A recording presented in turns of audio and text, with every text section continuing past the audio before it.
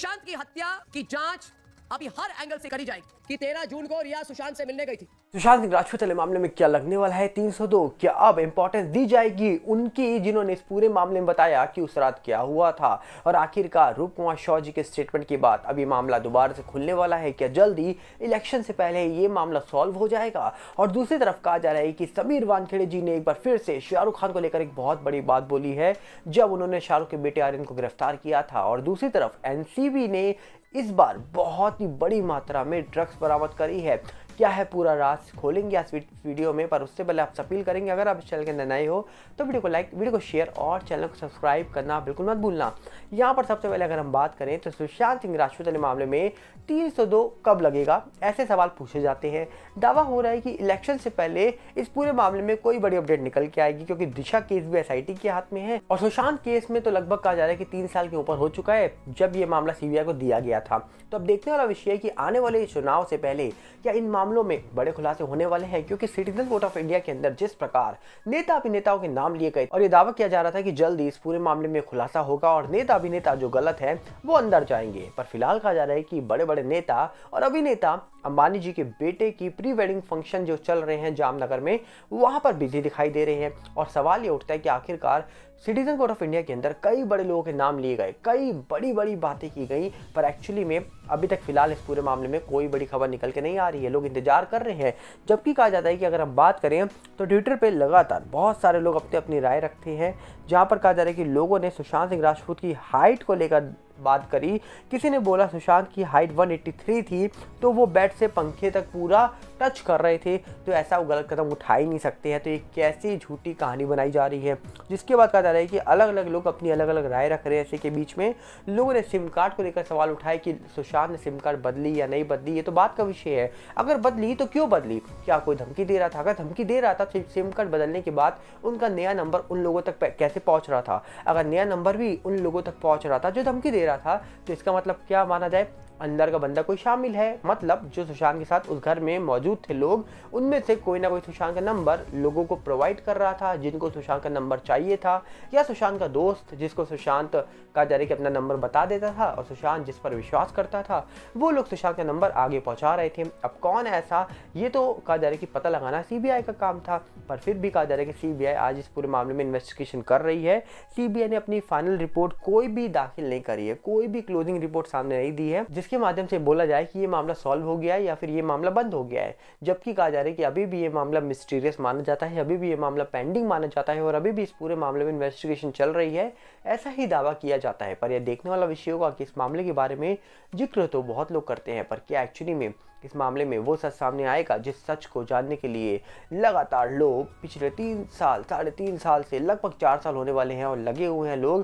क्योंकि हमारी इंडस्ट्री में एक बड़े एक्टर थे सोनू सूद साहब, और कहा जा रहा है कि सोनू सूद साहब का एक इंटरव्यू वायरल हुआ था जो स्क्रीनशॉट के माध्यम से वायरल किया जा रहा था, जिसमें दावा किया जा रहा था कि भैया सोनू सूद साहब कह रहे हैं कि बहुत जल्दी सुशांत मामले को लोग भूल जाएंगे, अपने काम में लग जाएंगे, पर ऐसा हुआ नहीं। क्यों? क्योंकि आज लोग ये कहा जा रहा है कि स्क्रीनशॉट वायरल कर रहे हैं और सोनू सूद साहब को टैग कर रहे हैं और लिख रहे हैं कि सर अभी भी सुशांत को लेकर लोग बात कर रहे हैं, 3.5 साल के ऊपर हो चुके हैं इस पूरे मामले को। तो कहीं ना कहीं सुशांत सिंह राजपूत बहुत सारे लोगों के फेवरेट है, इसीलिए इस पूरे मामले में सुशांत सिंह राजपूत को लेकर जिक्र हो रहा है, इस पूरे मामले में सुशांत सिंह राजपूत को लेकर बातें हो रही हैं।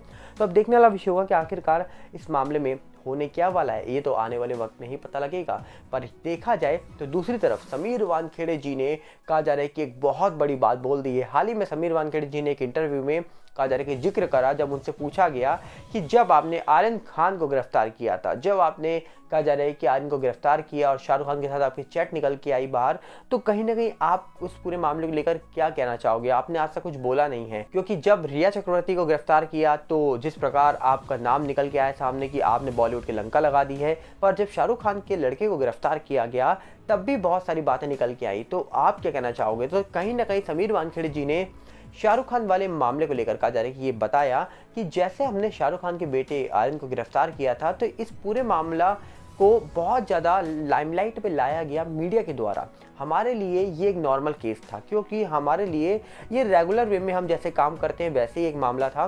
पर इस पूरे मामले को हाईलाइट में कौन लाया? हमारे देश की मीडिया। और जिस प्रकार मीडिया ने इस पूरे मामले को इतनी हाईलाइट दी, जिसके बाद ये भैया मामला इतनी तेज़ी से आगे बढ़ा, पूरा दिन पूरी रात सिर्फ आर्यन खान को लेकर बातें होती रही। जबकि समीर वानखेड़े जी ने साफ बोला उस इंटरव्यू के दौरान कि शाहरुख खान हो या कोई और हो, किसी का भी बच्चा इस पूरे मामले में अंदर जाएगा तो उनको परेशानी होगी, उनको टेंशन होगी। और इसी प्रकार उन्होंने कहा कि भैया अगर शाहरुख खान और कोई भी उनकी जगह होता तो वो कहीं ना कहीं हमसे बात करने की कोशिश करता और यही बात करता कि वो परेशान है, एक बार उनको मौका दिया जाए, समझाया जाए और कहीं ना कहीं इस पूरे मामले से उनको दूर रखा जाए। तो ऐसे रिक्वेस्ट हर माँ बाप करते हैं जिनका बच्चा इस पूरे मामले में फंसता है। तो मेरे लिए वो मामला कोई बहुत बड़ा मामला नहीं था, नॉर्मल मामला था, पर कहीं ना कहीं लाइमलाइट देने की वजह से वो मामला इतना बढ़ गया। और लाइमलाइट में उस पूरे मामले को कौन लेके आया? हमारी देश की मीडिया। तो इस प्रकार कहा जा रहा है कि समीर वानखेड़े जी ने अभी हाल ही में एक इंटरव्यू दिया, जहां पर कहा जा रहा है कि उन्होंने इस पूरे मामले को लेकर जिक्र करा और ये बोला कि फैमिली को तो बुरा लगता है जब उनके बच्चों का नाम ड्रग्स में जुड़ जाता है या ड्रग्स में निकल के आता है, तो कहीं ना कहीं फैमिली तो परेशान होती है, चाहे फैमिली में कोई भी मेंबर हो, सब परेशान होंगे। तो इसलिए शाहरुख खान हो या फिर कोई आम इंसान हो, किसी के भी बच्चे का नाम अगर ड्रग्स में आएगा तो डेफिनेटली वो परेशान जरूर होगा।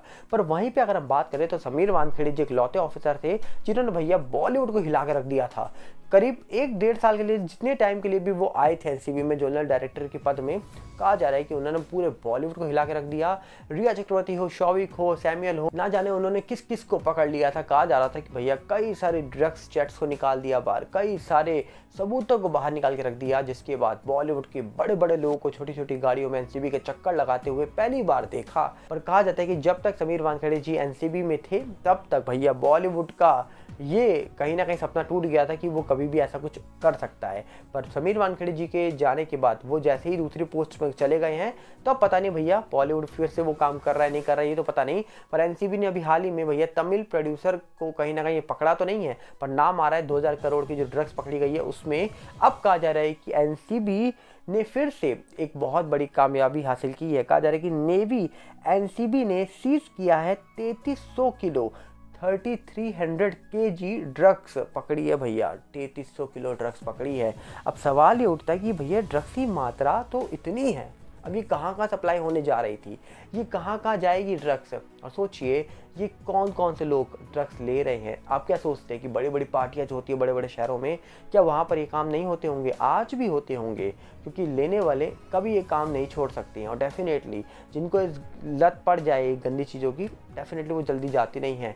तो अब देखने वाला विषय है कि आखिरकार बड़े बड़े शहरों में कौन से वो छोटे छोटे लोग हैं जिनको ये लत लग चुकी है। तो क्या लगता है आपको कि एनसीबी ड्रग्स को रोकने में सक्सेस हो पाएगी? उम्मीद है कि जल्दी रोक पाए, क्योंकि समीर वानखेड़े जी का भी एक ही लक्ष्य है, ड्रग्स फ्री इंडिया, और हमारा भी यही लक्ष्य है कि ड्रग्स फ्री इंडिया बन जाए। आपको क्या लगता है? कमेंट बॉक्स आपके लिए खुला है, हम मिलेंगे बहुत जल्दी। साथ में आपसे अपील करेंगे अगर आप इस चैनल के अंदर नए हो तो वीडियो को लाइक, वीडियो को शेयर और चैनल को सब्सक्राइब करना बिल्कुल मत भूलना। और साथ ही साथ हमारा नया चैनल सागर भल्ला 18 जो यूट्यूब का है, इंस्टाग्राम का भी सेम है सागर भल्ला 18, फेसबुक का सागर भल्ला है, सबके लिंक डिस्क्रिप्शन में है और टेलीग्राम चैनल का भी लिंक डिस्क्रिप्शन में ही है। जाइए उसके साथ जुड़ जाइए। मिलते हैं बहुत जल्दी। नमस्कार, जय हिंद।